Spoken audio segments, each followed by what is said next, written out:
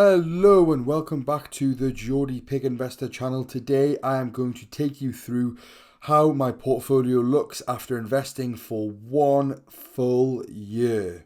This is my current dividend portfolio that I started on the 22nd of August 2023, and we are exactly 1 year on from that now. And I'm going to have a little look to see how the portfolio is shaping up, how my current portfolio looks, what my predicted annual dividend income now is, my best months I've had so far, and just my thoughts on everything and how it is currently going. So we're going to really dive into the portfolio, show you all the stocks and positions that I currently have, and we can see how they are performing so far. When I started a year ago, I decided that I wanted to open up a stock portfolio because I was 22 years old at the time.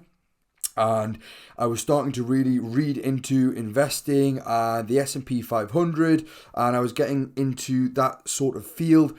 And I thought it was about time that I was able to open up my own stocks and shares ISA, because I had saved up an emergency fund that I still currently have, which is a couple of months of my current salary, so that I know I have money to fall back on if I was to have any issues with my property or anything that could come up with my car or anything in life. I do also own my own house, and I have a mortgage on that house. I am a sole home owner, and I've had that now for just over 3 years, and I felt like at the time when I started this year ago, I was in a really good position with my house. A lot of the maintenance was done, and I was in a great position to start investing. So I initially started investing a year ago, and I had a little bit of money left over, which I was able to put into the portfolio.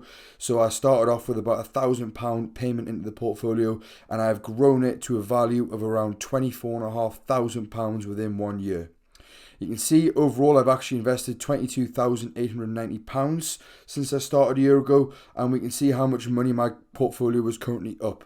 A reason I love using the Snowball Analytics for my tracking of the portfolio is because it shows you all the taxes and fees that I have actually paid and deducts them off of everything that I have currently made. It doesn't just show you the dividends I've received, but it also shows my realized P&L after deducting these, and then my capital gains that I am making on my current portfolio. So we can see over the last year, I have been up 7%, which is around about £1,600 profit so far. And I'm really, really happy with this and how my portfolio is currently shaping up. We can see that annually I now have an annual predicted dividend income of £714.72, which is also mind-blowing to me to see that after only 1 year of investing. I'm just very excited to see where we can take this within the next year. The actual portfolio itself, we can see, is split into all the different sectors. My main sector being funds, also known as ETFs, where we currently have 4 ETFs. I've recently, literally just today, bought into a new ETF, which is VEVE, which from what I've been reading is actually just a better version of the VWRL. So my plan is to stop investing into VWRL, leave this at 28 shares, and then that money that I would be investing weekly into VWRL will now be invested into VEVE, alongside still investing into VUSA and my EQQQ. These are the stocks that I invest into every single week. I dollar cost average into them without fail. And then if we go back to my dashboard, we can see I then have a split between the rest of the portfolio, which is my cash position, which is currently at around about 2.8% of the portfolio, £700, and then the rest of the positions that I currently have in my portfolio. We can see that the biggest in my current portfolio is the consumer staples at around about 11%.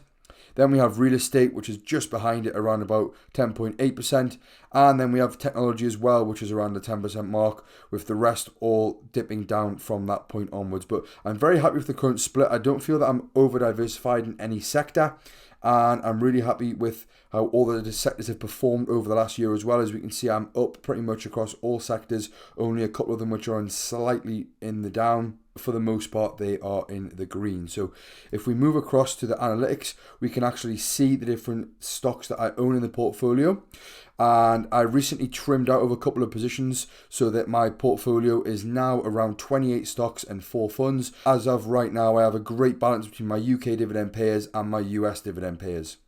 We can see within the portfolio here that if we start off at the top, this is my lowest current position in the portfolio with around 0.64% of the portfolio, which is Safe Store Holdings, ticker symbol SAFE, and that's a UK REIT that I currently own. Then we have BAE Systems, and as I scroll down, you'll be able to see all the different stocks that I currently own in the portfolio. You can see how much of the portfolio it's currently worth, the current value of the holding in the portfolio, and the dividends that I will receive every single year from that particular stock. So as we scroll down, we can see that the amounts are obviously going to get higher because it's a slightly higher portion of the portfolio. And we can see as we get further and further down, there's some of my bigger positions touching on now the 600, 700, 800 pound marks. And then my first position, which is worth over £1,000, is Starbucks. If we move on to the page number 2, we can actually see on here as well that we have a couple of other stocks that are worth over £1,000 as well, alongside my ETF positions. So they are obviously my 3 main ETFs, with VWRL now going to be pretty stagnant, but VU will catch up and be worth over 1,000 relatively quickly, as I will be investing into that fairly heavily just to bring it back up to scratch. So we can see the 3 stocks that I have over 1,000 other than Starbucks is Visa, Diageo, and Vici Properties. So unfortunately, Diageo is actually one of my biggest negatives in the portfolio, being down nearly 9%. But it is a stock that I'm actually dollar cost averaging into every single week, as I just believe the core fundamentals are very, very strong with Diageo, and overall very, very happy to continue adding to this position. If we go into dividends, we can see which stock is currently paying us the biggest dividend, and that is Vici Properties, followed by British American Tobacco, which has a very nice high dividend yield, and actually the stock has performed very well for myself, being up £120. So not always is the case where dividend yield being high equates to the stock price not moving at all, because this is some proof right here that you can still make some capital gain on stocks that do have high yields. You've just got to make sure you do your research and make sure that you're happy with the fundamentals of the stock and you believe that they are at a good value. So closely followed by Diageo, just under £68 worth I get a year from them. And then we have my worst performer in the portfolio, which is so unfortunately down by 33%. And I'm hoping to get this position back up slightly. I won't be adding to this position anymore, as they've had a little bit of a tough time as of late. I still believe on my stock analysis that I bought in at a good price, and I do think over the next couple of years this will recover.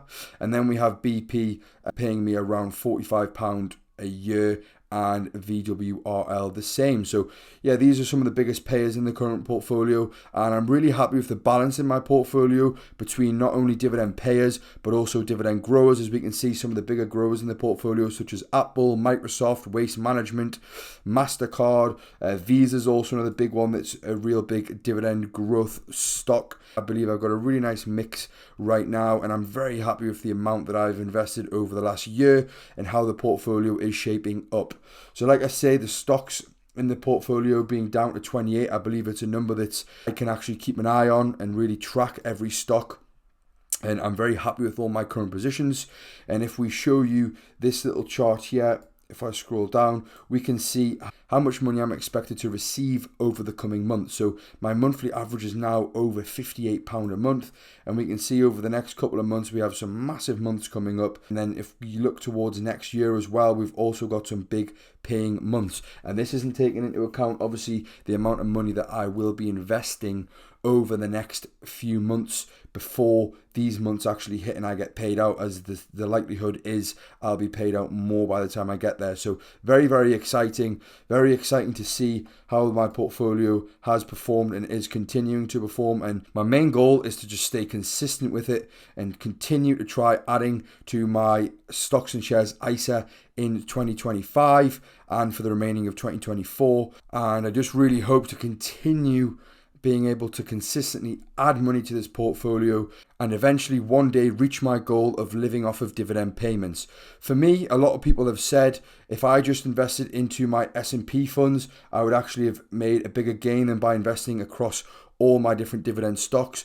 but I find it a lot more rewarding investing into dividend stocks and actually seeing this amount go up every single month and knowing that I'm being paid to hold on to these stocks. And I really enjoy doing stock analyses on different stocks and actually checking every stock out and learning about different stocks, different sectors, and being able to tweak my portfolio depending on how I feel is going to work best. So I've had a really good first year of being able to not only invest in stocks but also research stocks, and that side of it I do find very, very motivating and rewarding, especially when you get them right.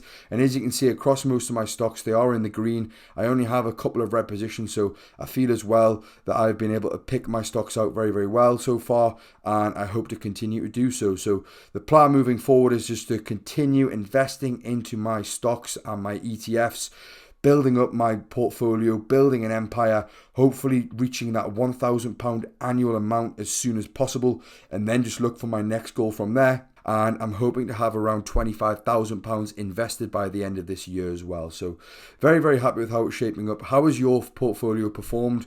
What was your first year as an investor like? Were you able to invest more money than I was, or have you invested less in your first year? Or are you still in your first year of investing and haven't quite reached this milestone yet? Or potentially not even opened up your first account yet?